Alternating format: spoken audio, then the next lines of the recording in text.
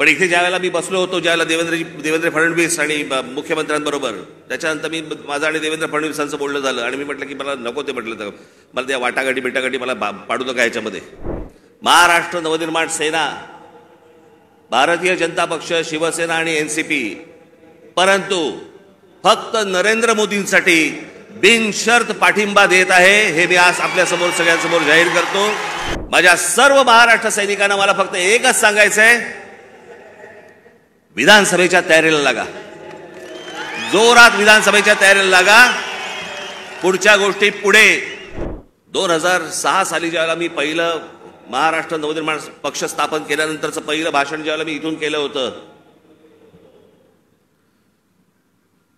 त्यावेळेला मी असं म्हटलं होतं, ज्याच्यावरती अनेक लोकांनी चेष्टा केली.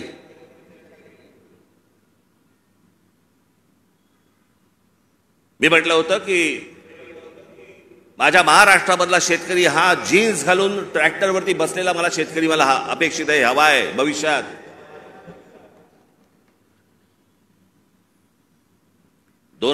पासून ते युग सुरू झालं होतं.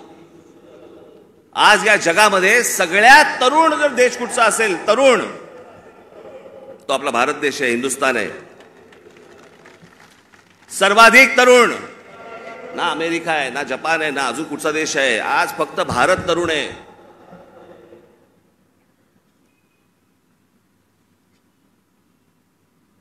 या तरुणांना, या तरुणींना शिक्षणाची गरज आहे, चांगल्या शिक्षणाची गरज आहे, तंत्रज्ञानाची गरज आहे, उत्तम नोकऱ्यांची गरज आहे, उत्तम व्यवसायाची गरज आहे, त्याच्यासाठीच्या मार्गदर्शनाची गरज आहे. त्याच्यासाठी म्हणून राज्य सरकार आणि केंद्र सरकारने आता काम केलं पाहिजे.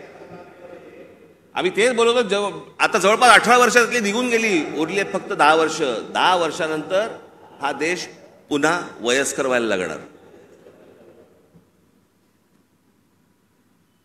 तरुणांची संख्या कमी होणं माझी नरेंद्र मोदी यांच्याकडनं आज अपेक्षा आहे की बाकी सगळं सोडा, या तरुणांकडे, या भारतातल्या तरुणांकडे पहिल्यांदा लक्ष द्या.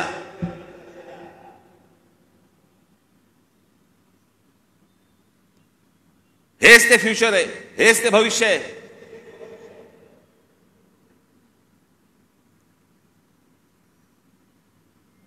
दुपारी बोलताना आमचा तोच विषय होता की बाबा हे बघ, हा काळ कधी होता. प्रत्येक देशाचा एक काळ येतो.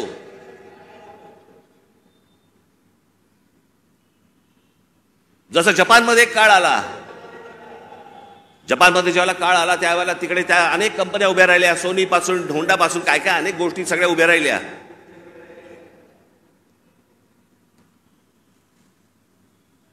अनेक व्यवसाय उभे राहिले, अनेक व्यावसायिक उभे राहिले. ज्याला घुसळून काढणं म्हणतो ना आपण, तसं सगळं अख्खा घुसळून निघाला तो देश. आज बघा कुठच्या कुठे असा हा देश घुसळून निघाला पाहिजे. आणि तसं जर आज उद्या घडलं नाही तर सगळ्याच गोष्टींवरचा समाजाचा विश्वास उडून जाईल. या देशामध्ये दुसरं तिसरं काही होणार नाही. या देशामध्ये फक्त अराजक येईल.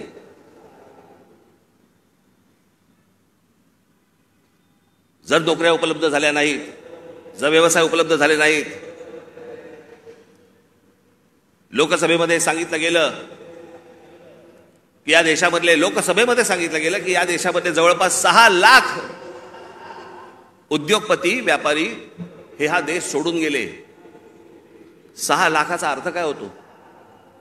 हा तर अधिकृत आकडा आला आपल्याकडे, पण हे यापुढे होता कामा नये. या देशातल्या तरुणांकडे पाहणं गरजेचं आहे. महाराष्ट्र ज्या प्रकारचा कर भरतो केंद्राला, त्याच्या मोबदल्यात महाराष्ट्राला मोठा वाटा हा महाराष्ट्राला आला पाहिजे. याच्यासाठी म्हणून आज नरेंद्र मोदींकडनं माझी अपेक्षा आहे.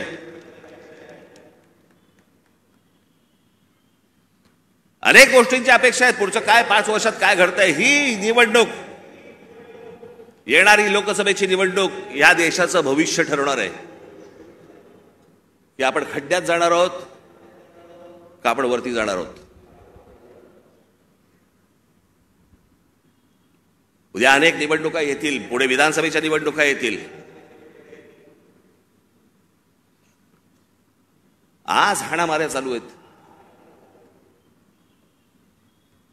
पुढच्या विधानसभेच्या निवडणुकीत तर काय होईल? कोथळे बाहेर काढतील.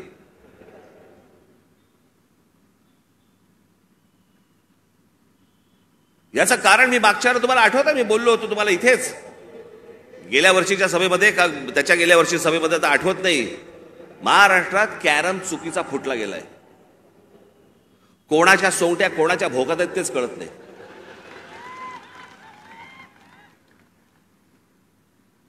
माणूस राजकारणातला आला की विचारावर लागतं कोणत्या पक्षात.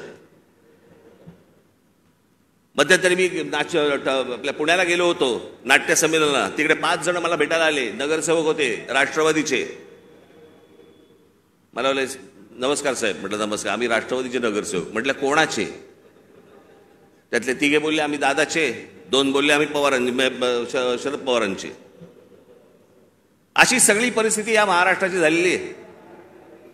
या महाराष्ट्रातनं पुढे जाताना आपल्याला मार्ग शोधायचा आहे, आपल्याला मार्ग काढायचा आहे. माझ्या महाराष्ट्र सैनिकांवरती विश्वास आहे. आपण योग्य मार्ग आपण या महाराष्ट्राला दाखवू, निश्चित दाखवू. पण माझी महाराष्ट्राकडनं देखील अपेक्षा आहे, माझी महाराष्ट्राला देखील अपेक्षा आहे, माझ्या महाराष्ट्रातल्या मतदारांना देखील अपेक्षा आहे, माझी अपेक्षा आहे त्यांच्याकडनं. कृपा करून व्यभिचाराला राजमान्यता देऊ नका. ज्या प्रकारचं राजकारण या महाराष्ट्रामध्ये सुरू आहे, याला राजमान्यता जर समजा पुढे मिळत गेली, पुढचे दिवस भीषण आहेत.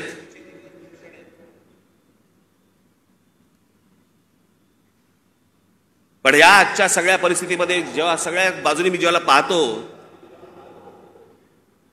त्यावेळेला मला असं वाटतं की आज किमान पुढच्या 5 वर्षांसाठी देखील विषय आपल्याला पुढच्या 50-100 वर्षांचा करायचा असतो.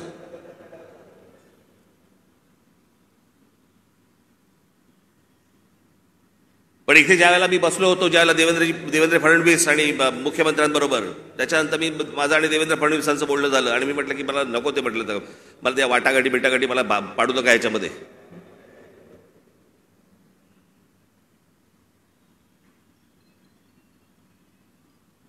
मी म्हटलं तुम्हाला मी आज सांगतो, म्हटलं त्या राज्यसभाही नको आणि ती विधान परिषदही नको.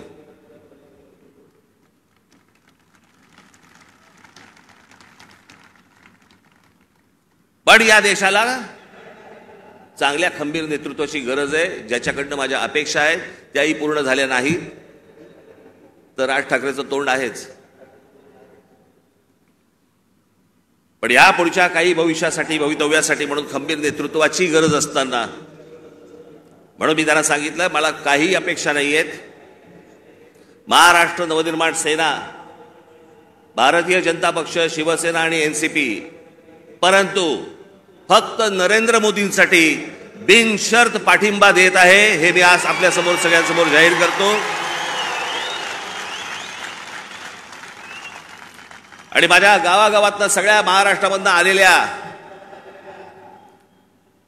माझ्या सर्व महाराष्ट्र सैनिकांना मला फक्त एकच सांगायचंय, विधानसभेच्या तयारीला लागा, जोरात विधानसभेच्या तयारीला लागा. पुढच्या गोष्टी पुढे आपण कसलाही विचार न करता आत्ता बांधणीचा विचार केला पाहिजे आपण. आणि त्याच्यासाठी म्हणून मी तुम्हाला महाराष्ट्रभर सगळ्या ठिकाणी भेटण्यासाठी लवकरच आपल्यासमोर येत आहे. आज जे काही मला मांडायचं होतं हे आपल्यासमोर आज मांडलेलं आहे.